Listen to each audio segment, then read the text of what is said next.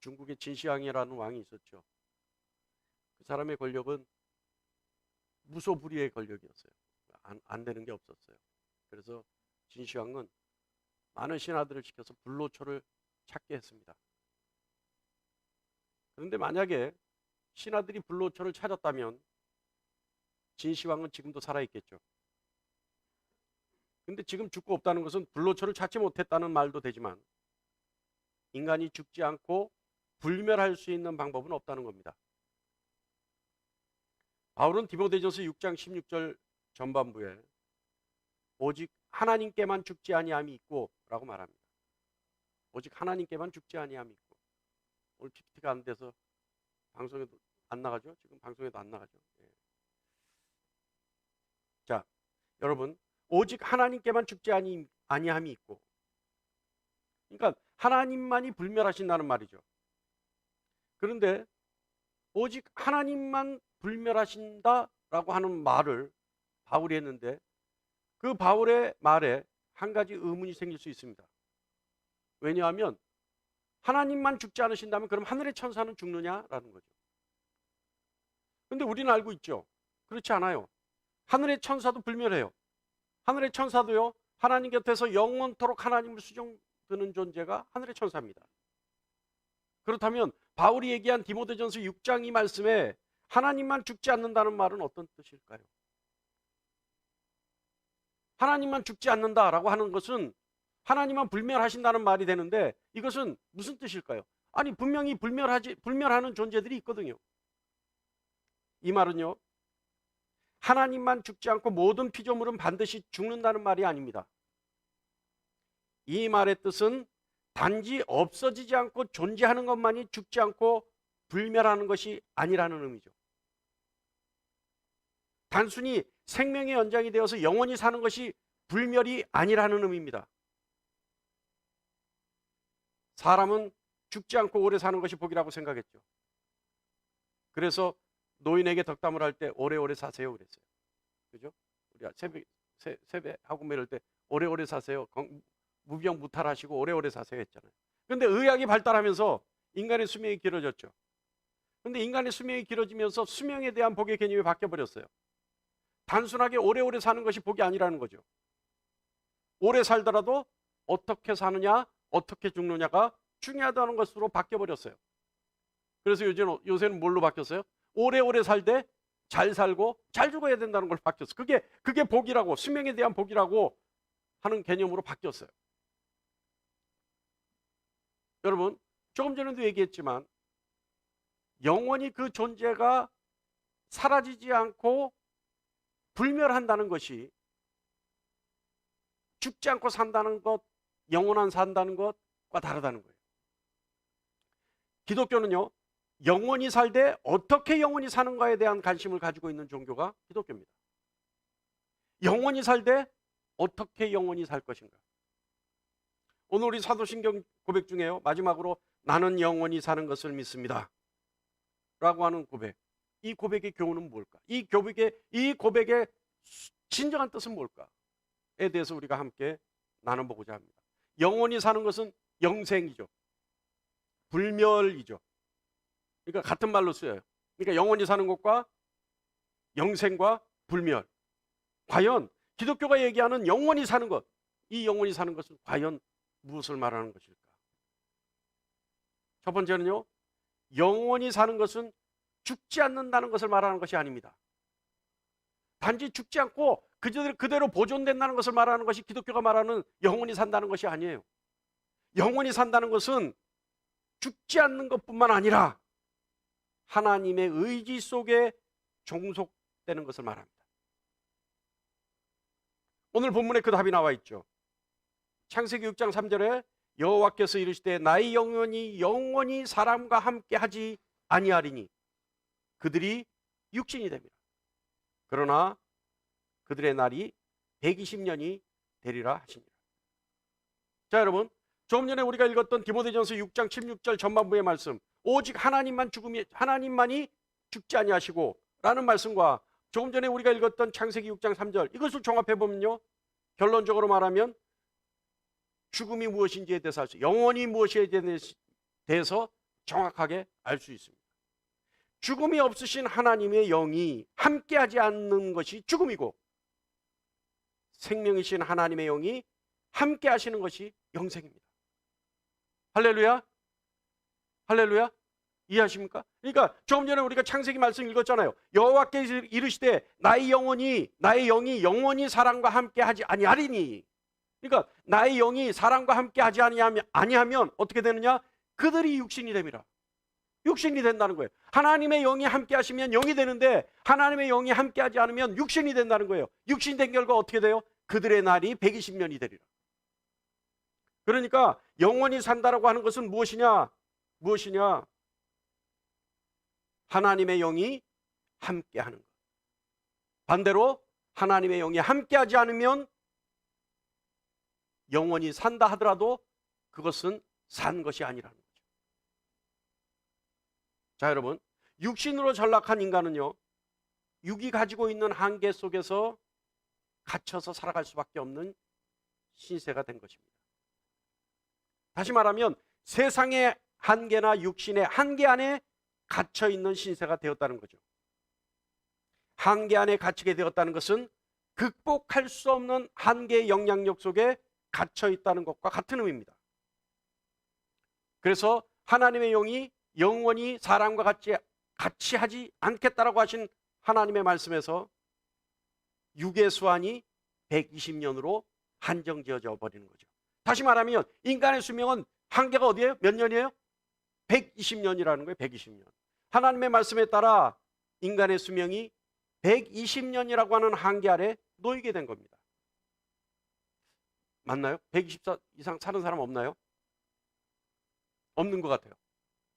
그러니까 인간이 하나님의 영이 함께하지 아니하고 육의 한계, 세상의 한계 속에 갇혀버리는 순간, 한계라는 게 뭐예요? 자신의 능력으로 극복할 수 없는 게 한계예요. 그런데 자신의 능력으로 극복할 수밖에 없는 한계가 그어지는 게 뭐 때문에 그래요? 하나님의 영이 함께하지 않았기 때문에 그런 거예요. 그렇다면 반대로 얘기하면 하나님의 영이 함께한다면 인간의 한계는 극복되죠. 그러나 하나님의 영이 함께하지 아니하면 인간의 한계는 극복될 수가 없습니다. 가장 민감한 한계가 뭐예요? 인간의 수명이에요. 그러니까 수명의 한계가 120년으로 한정지어진다는 거죠. 하나님의 영이 함께하지 아니하면 육의 모든 한계를 극복할 수 없게 되고, 하나님의 영이 함께하면 육의 모든 한계를 극복하게 되는 겁니다. 그렇다면 우리가 자신의 의지로 하나님의 영과 함께할 수 있을까요? 어때요, 여러분? 우리 스스로의 의지로 하나님의 영과 함께할 수 있습니까? 할렐루야. 할렐루야. 제가 질문하면 여러분 긴장을 하시는 것 같아요. 저는 뒤끝이 없는데 여러분 굉장히 긴장하세요. 자, 여러분 잘 생각해 보세요. 하나님의 영이 함께하면 인간은 한계가 없어요. 하나님의 영이 함께하지 않으면 육이라는 존재의 인간은 육의 한계 속에 갇혀버립니다. 육의 한계라고 하는 것은 뭐냐면 자신의 능력으로 극복할 수 없는 존재가 육의 한계라는 거예요. 그런데 하나님의 영이 함께 하시면 그 한계가 모두 극복이 되어버려요. 그죠? 그러니까 하나님의 영이 함께하면 영적인 존재로 한계가 극복되어지고, 하나님의 영이 함께하지 아니하면 육적인 존재로 남아서 한계가 그어져 버립니다. 자기 능력으로 할 수 있는 것이 없게 되어버립니다. 자, 그런데 하나님의 영이 함께한다는 것이 인간의 의지로 되느냐? 어때요, 여러분? 인간의 의지로 될 것 같아요? 답은요, 하나님의 영이 함께하는 것은 인간의 의지로 되는 것이 아닙니다. 조금 전에 우리가 읽었던 본문 말씀이 그렇잖아요. 내가 나의 영을 영원히 사람과 함께하지 아니하리니. 그러니까 하나님이 결정하시는 거예요. 하나님이 결정하시는 거예요. 그죠?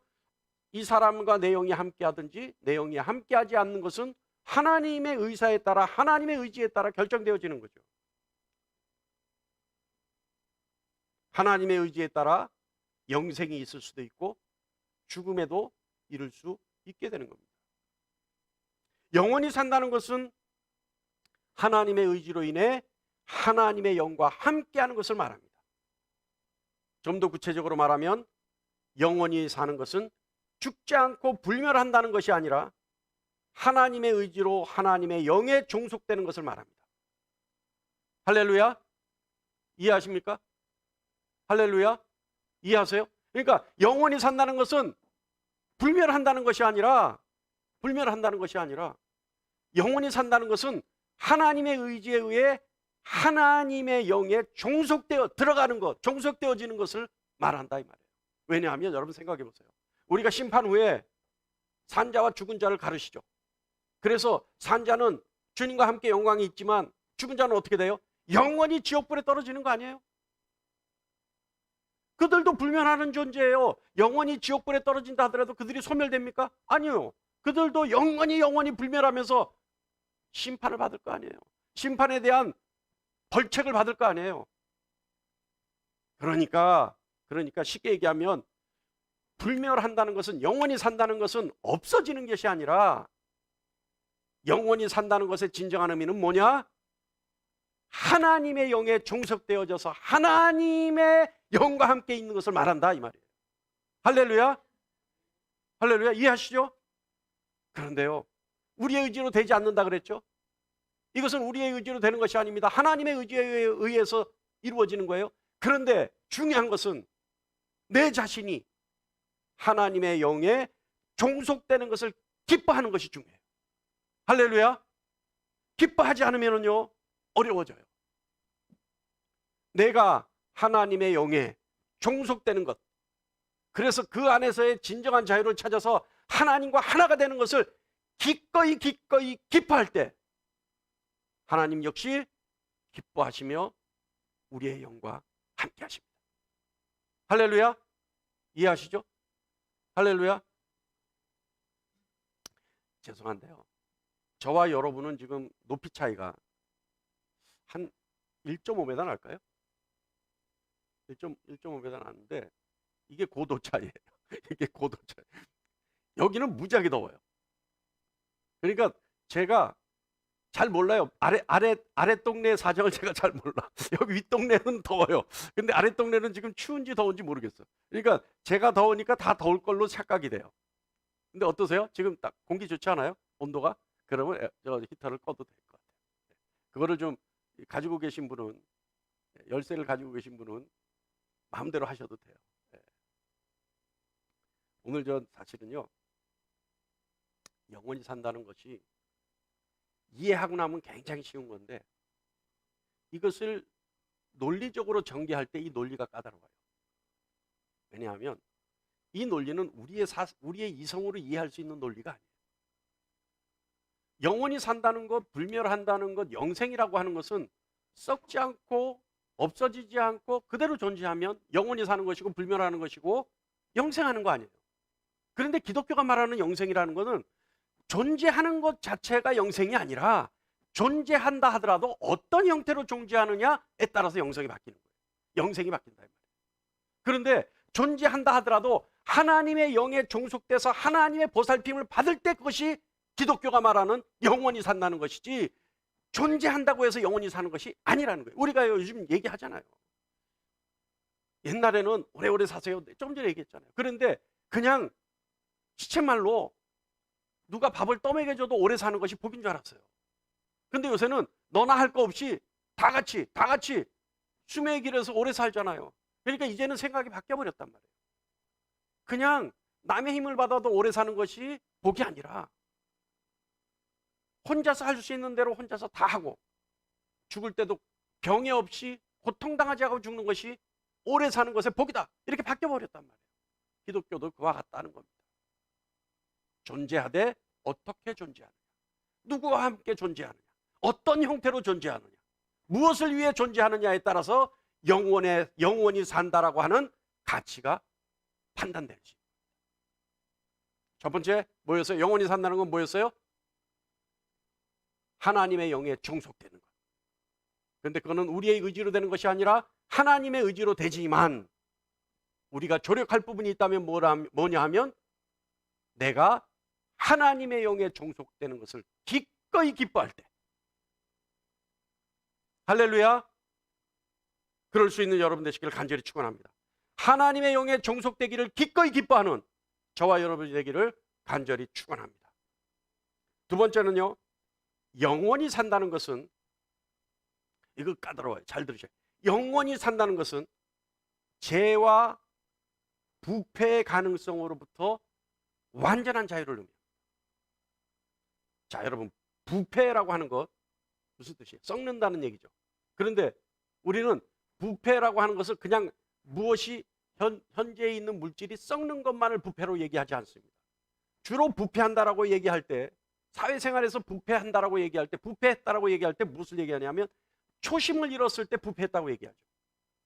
또 어떤 모양에서 타락해버렸을 때, 정도에서 타락해버렸을 때 우리는 부패했다고 얘기하죠. 그리고 법을 어기는 것을 너무 쉽게 여기고 너무 범법이 만연한 상태, 그럼 그 사회가 부패했다, 우리는 이렇게 얘기하죠. 다시 말하면 부패했다라고 하는 것은 썩었다라고 하는 얘기인데, 그거 썩었다는 것이 물질이 변했다, 물질의 형질이 변화됐다, 이것도 썩었다고 얘기하지만 정도로부터 어긋난 것도 부패했다고 얘기합니다. 자, 그렇다면 정도로부터 어긋나 범법이 만연한 사회, 이 사회는 어떤 사회냐? 양심이 실종된 사회죠. 양심이 있다면 정도를 걸을 텐데 양심이 실종했기 때문에 범법이 만연한 사회가 되어버린 거죠. 그럼 그 사회가 부패했다고 우리는 얘기하죠. 자, 여러분, 부패는요, 부패는 양심의 화인을 말하는 겁니다. 그 사회 썩었어, 부패했어, 그 사람 부패해버렸어. 이거는 뭐냐? 그 양심이, 인간이 부패했다라고 하는 얘기는 인간의 양심이 화인을 맞았다라고 하는 얘기와 같습니다.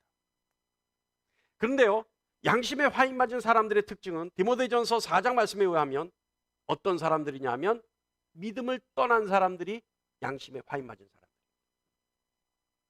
믿음을 떠난 사람들이 특징이 있는데 그 특징은 뭐냐? 미혹하는 영과 귀신의 가르침을 받아 따르고 외식하며 거짓하는 사람들이 양심에 화인 맞은 사람들의 특징입니다. 그 사람들이 믿음을 떠난 사람들. 자, 또 하나는요, 아까 우리가 부패와 죽음으로부터 완전한 자유라 그랬죠. 그럼 또 하나 죽음은 뭐냐? 우리 알다시피 죽음은 뭐예요? 아담과 하와의 타락에 의해서 인한 죄의 결과가 죽음이죠. 죽음이란 인간의 죄로 인해서 필연적으로 가지게 되는 한계가 죽음입니다. 죽음은 죄의 결과죠. 사랑하는 여러분, 부패로부터 자유하기 위해서는 양심의 화인으로부터 자유하게 돼야 합니다. 양심의 화인으로부터 자유하기 위해서는 믿음을 가지면 되는 거죠.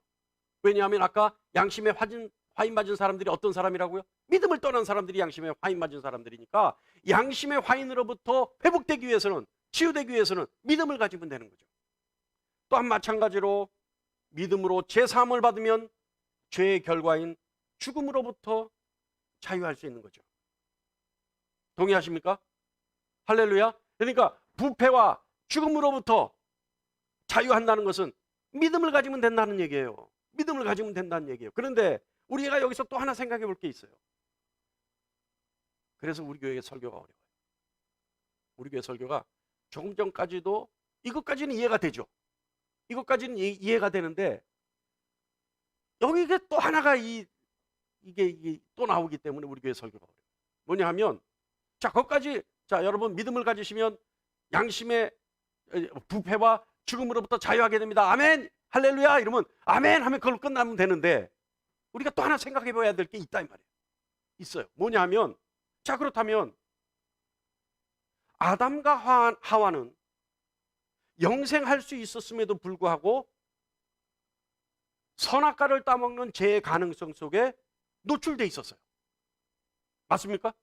그러니까 아담과 하와가 영생할 수 있고 하나님의 영과 함께 했었음에도 불구하고 뭐예요? 죄를 저질러 버리고 말죠.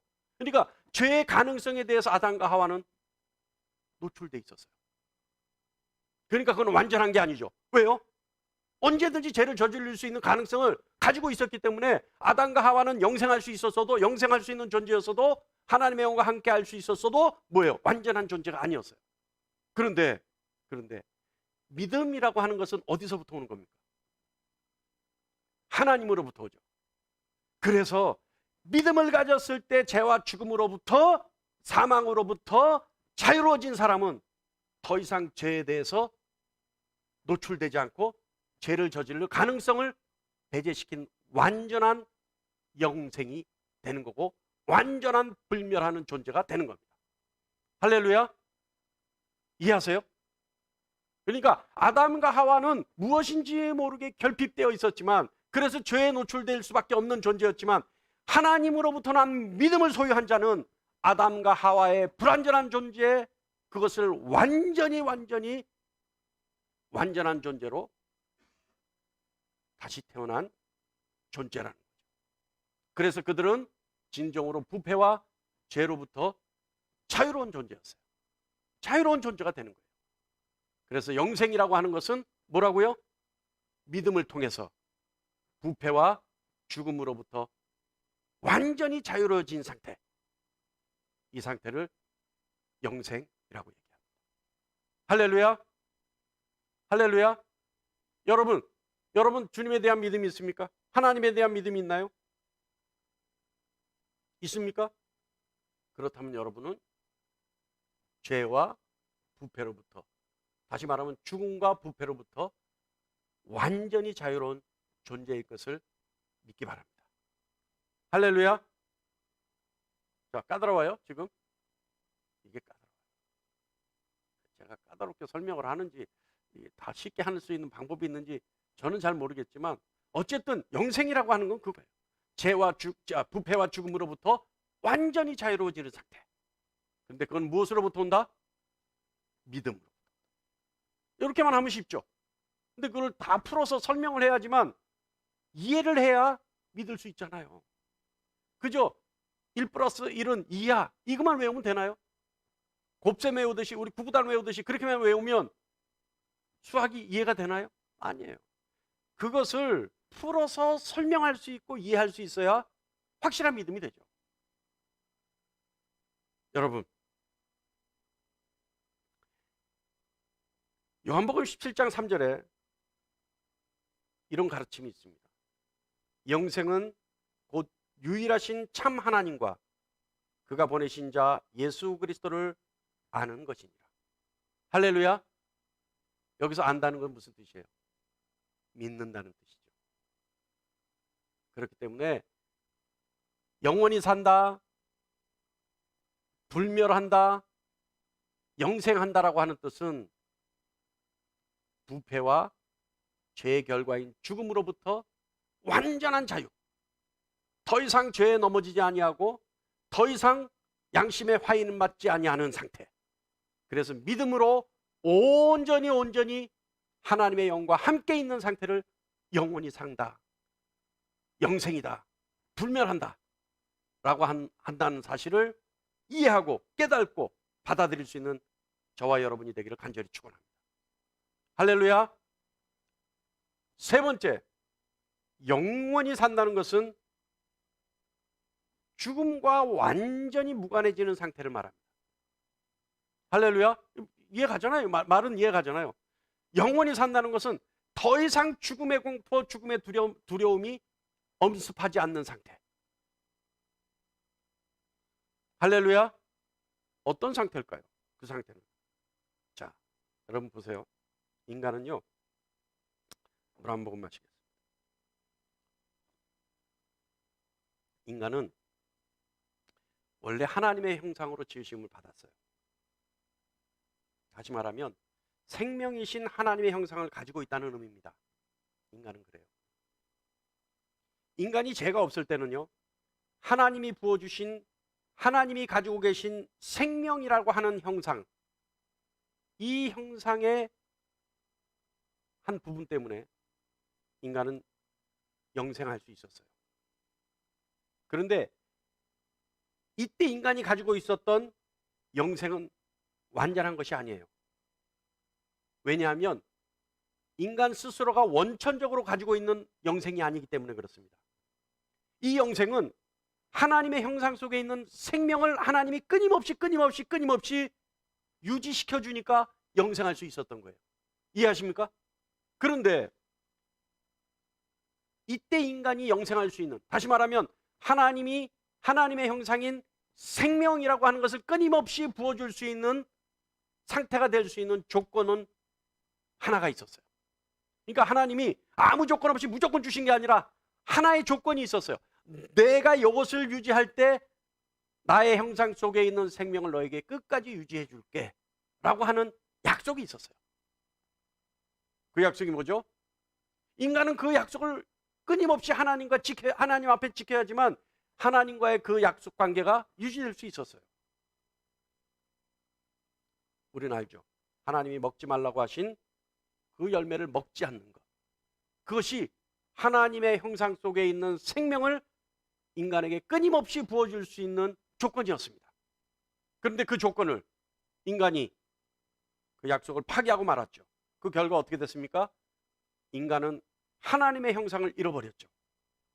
그래서 인간은 죽을 수밖에 없는 존재로 전락하고 말았습니다. 오늘 본문이 그 말씀이에요. 여호와께 이르시되 나의 영이 영원히 사람과 함께 하지 아니하리니, 이거예요. 그래서 그들이 육으로 전락하고 말았어요. 자, 그런데 하나님은요, 죽을 수밖에 없는 존재로 전락한 인간에게 다시 한번 기회를 주셨습니다. 더 이상 죽음과 완전히 무관한 상태로 만들어 주셨죠. 그래서 예수 그리스도를 믿는 믿음으로 완전한 영생을 주신 겁니다.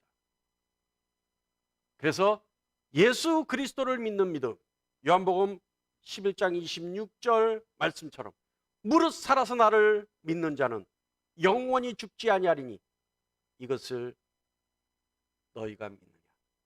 할렐루야. 아멘 할 수 있는 저와 여러분 되기를 간절히 축원합니다. 이것을 너희가 믿느냐. 아멘. 그러니까 여러분, 영원이라고 하는 것은, 영원히 산다라고 하는 것은, 영생은, 불멸한다는 것은 죽음과 완전히 무관한 상태. 죽음과 무관한 상태라는 건 뭐예요? 죄와 무관한 상태를 얘기하는 거예요. 예수 그리스도께서 십자가에 달려 죽으심으로 내 죄를 예수 그리스도의 십자가에 못 박아 죽인 자는 앞으로 그 시점부터 앞으로는 죄와 무관한 상태가 되기 때문에 죽음과 무관한 상태가 되는 것이고, 예수 그리스도를 믿음으로 믿는 자는 영원히 사는 자가 되는 겁니다. 할렐루야. 자, 마지막이에요. 이제 정신 차리시면 돼요. 네 번째. 이 네 번째가 여러분이 가지고 있는 영생이라고, 영원히 산다고 하는, 불멸이라고 하는 개념과 비슷해요. 그러니까 조금 전에 있었던 우리 세 가지는 영생에 대한 전제지만, 이것이 있어야지만 영생이라고 하는 진정한 영생이 무엇인지 알게 되는 것이고요.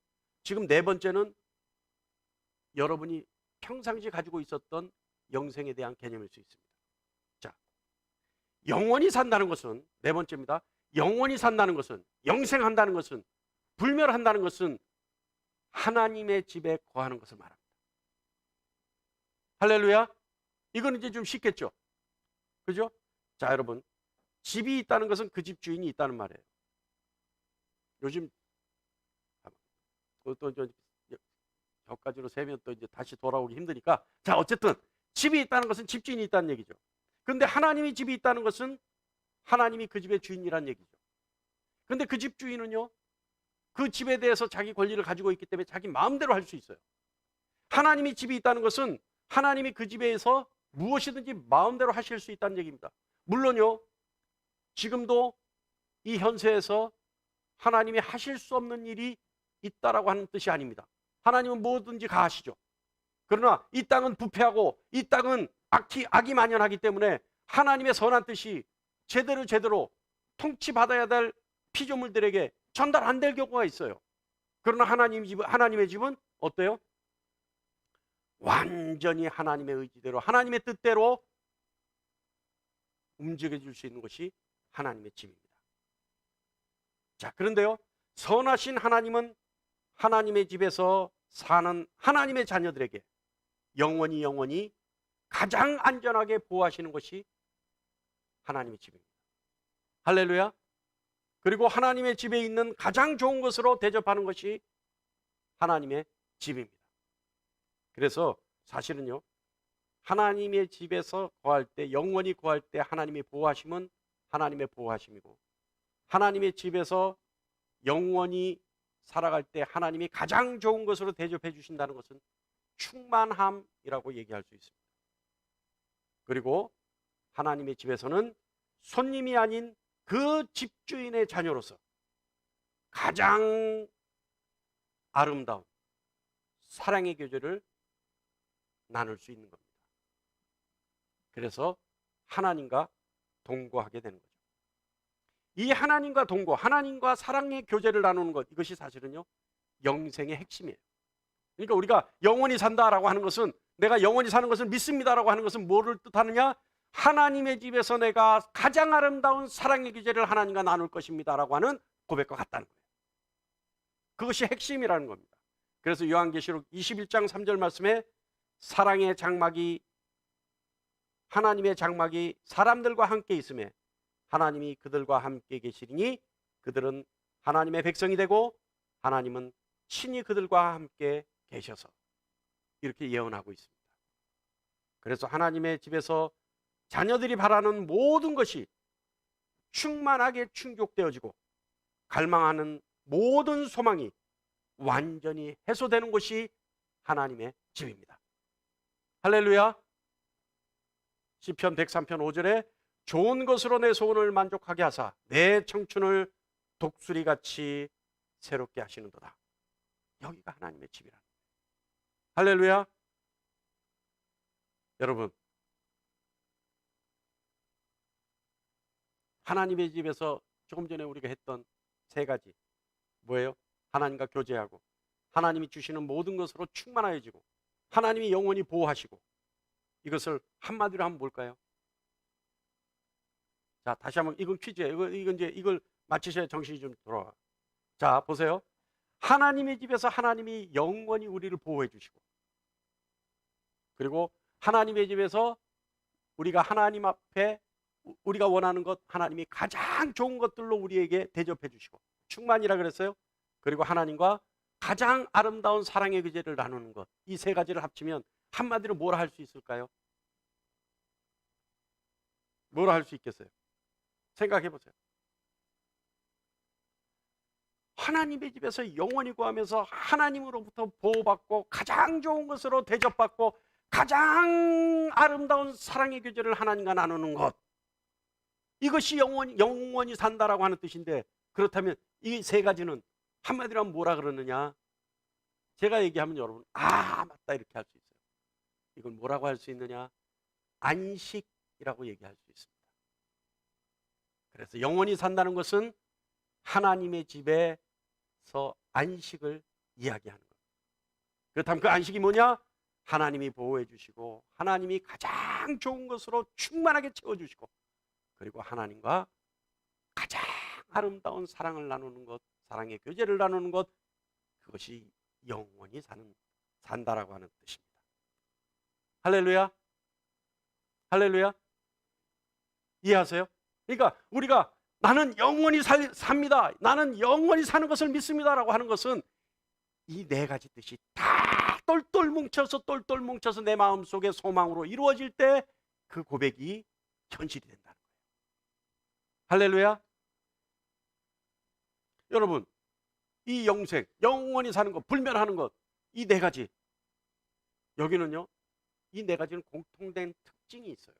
다시 말하면 하나님의 영에 종속되는 것, 부패와 죄의 가능성으로부터 완전히 자유로워지는 것, 죽음과 무관하게 사는 것, 하나님의 집에 거하는 것, 이 네 가지 특징이 뭐예요? 이 네 가지가요 우리가 살고 있는 이 현세에서도 가능하다는 거예요. 이것이 특징이에요. 여러분, 우리가 지금 하나님의 영에 종속되지 못할 것이 있습니까? 우리가 기꺼이 받아들이면 우리가 지금도 하나님의 영에 종속돼 살아갈 수 있어요. 우리가요 지금도 우리 아버지 하나님의 주신 영에 완전히 묶여서 그 영이 인도하시는 대로, 다시 말하면 성령 하나님이 인도하시는 대로 살아가면 부패와 죄의 가능성으로부터 완전히 자유로울 수 있어요. 이해하십니까? 인정하십니까? 그리고요, 우리가요, 예수 그리스도를 믿는 믿음으로 우리가 살아간다면 우리는 앞으로 있을 어떤 죽음도 우리와 무관할 수 있어요. 죄의 결과인 죽음으로 무관할 수 있단 말입니다. 그리고요, 우린 찬양으로 고백하잖아요. 내 안에 안식이 있고 내 안에 사랑과 희락과 화평과 오래 참음과 자비와 양성과 충성과 온유와 절제가 있는 삶을 산다면 어때요? 지금 이것이 하나님의 집이요, 내가 하나님의 집안에 거하는 삶을 살고 있습니다라고 고백할 수 있잖아요. 그러니 여러분, 이 네 가지 삶은요, 현세에 이루어질 수 있는 것이고 현세에 누릴 수 있는 것이고 영원히 누릴 수 있는 삶이라는 사실을 깨닫는 저와 여러분이 되기를 간절히 축원합니다. 할렐루야. 그래서요, 나는 영원히 삽니다, 나는 영원히 사는 것을 믿습니다라고 하는 것은 주님이 오셔서 심판받은 후에 영원히 산다는 것을 얘기하는 것이 아니라 내가 이 고백을 하는 이 순간부터 나는 죽지 않고 영원히 삽니다, 나는 영생을 얻었습니다, 나는 불멸하는 하나님의 영에 종속된 사람입니다라고 하는 고백인 것을 믿는 여러분 되시길 간절히 축원합니다. 할렐루야. 이럴 때는 신이 안 나요.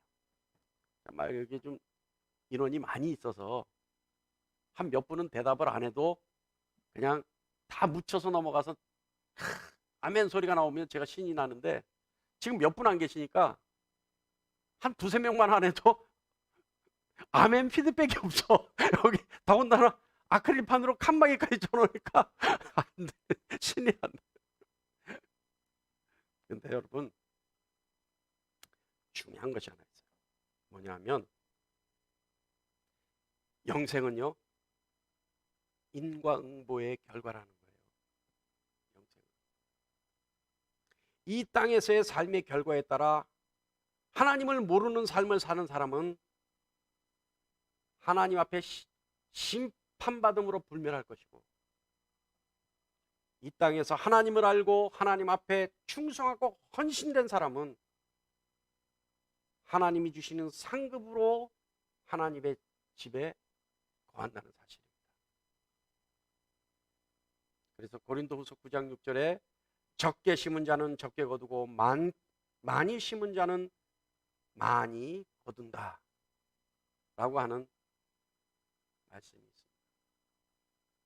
여러분, 이 땅에서의 삶이 영원히 사는 것을 시작하는 삶을 이루는 여러분 되시고, 그리고 하나님 앞에 충성된 종으로서 하나님 집에서 귀한 상급을 마음껏 누릴 수 있는 여러분 되시기를 간절히 축원합니다. 정리 한번 할까요? 영원히 산다는 것은 하나님의 영에 종속된 삶을 사는 것을 말하는 것이고, 부패와 죄의 가능성으로부터 완전히 자유로운 삶을 사는 것을 말하는 것이고, 죽음과 무관하게 되는 것이고 하나님의 집에 거하는 것을 말하는 겁니다. 오늘 이 시간부터 지금껏 그렇게 살아왔지만 그것을 깨닫지 못한 저와 여러분은 영원히 사는 것이 무엇인지를 알기 때문에 이 시간이 영원히 사는 것이요, 내일이 영원히 사는 것이요, 앞으로 주님 오실 그날도 영원히 사는 것이라는 사실을, 영생을 마음껏 누릴 수 있는 저와 여러분이 되기를 간절히 축원합니다. 기도하겠습니다.